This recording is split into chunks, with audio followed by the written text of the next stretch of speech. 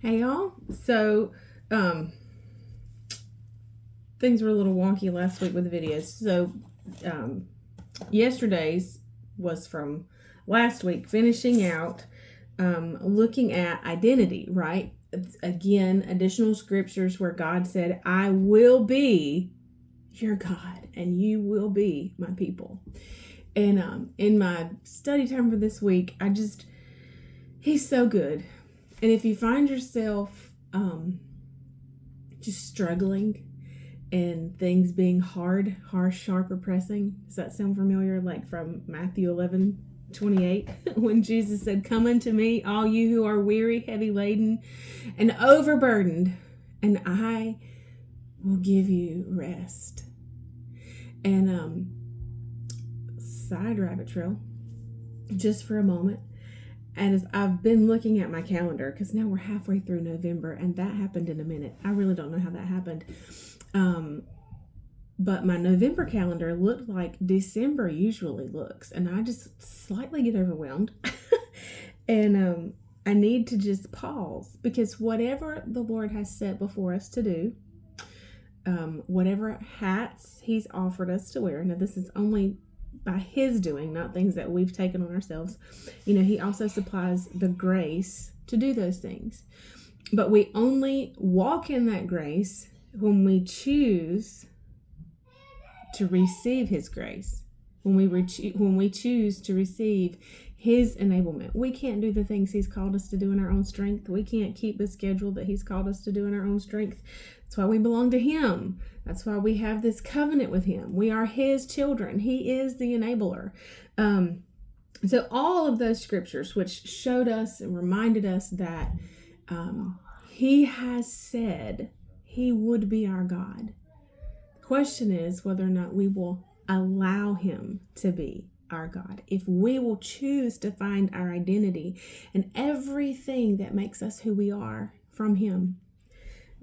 Really, it's a smart decision, because He created us. He knows everything about us. He knows every gift, every quirk, every ability, every struggle, every strength, every weakness, every like, every dislike, every dream, even every fear. And so today I want to start talking about Abraham. This is one, I heard this message probably 10 or 12 years ago, and it has stuck with me, so much so that I can still hear the minister's voice saying a specific phrase, which we're going to get to.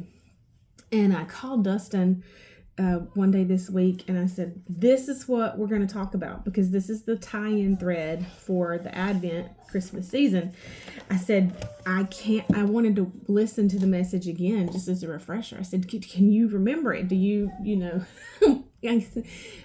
No, we couldn't find it. And we started talking about how much material this particular minister has released over the last 10 years. So it would truly be like a needle in a haystack. But it made such an impact on me. I remember it. So it was one of those Rhema words that just changed things. And so you all know Abraham. We can find Abraham first mentioned in Genesis 12. That's the first time that Abraham's name really comes up. And of course, he's not Abraham then. He's Abram. And his wife is Sarai. And God calls them.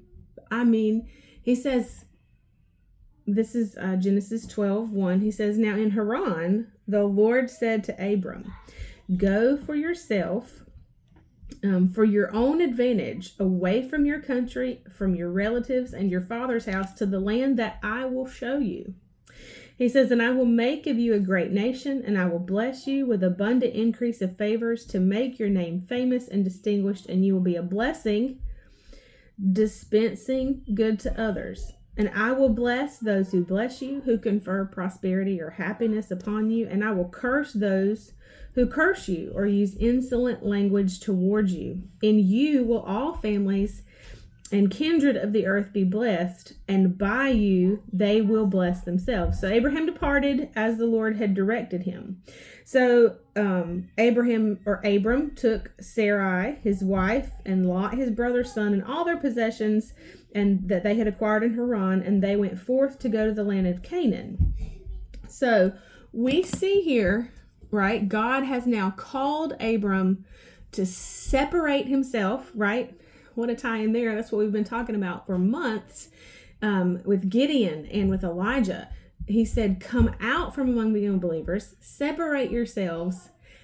Oh, remember, first, separate yourselves. Then 2, the Lord will perform. That was from Joshua 3:5. We talked about that. He said, consecrate yourself, for tomorrow the Lord will perform wondrous deeds in your midst. Sanctify, consecrate, separate, and the Lord will perform. We're going to pick up here tomorrow. I'll see you then. Bye, y'all.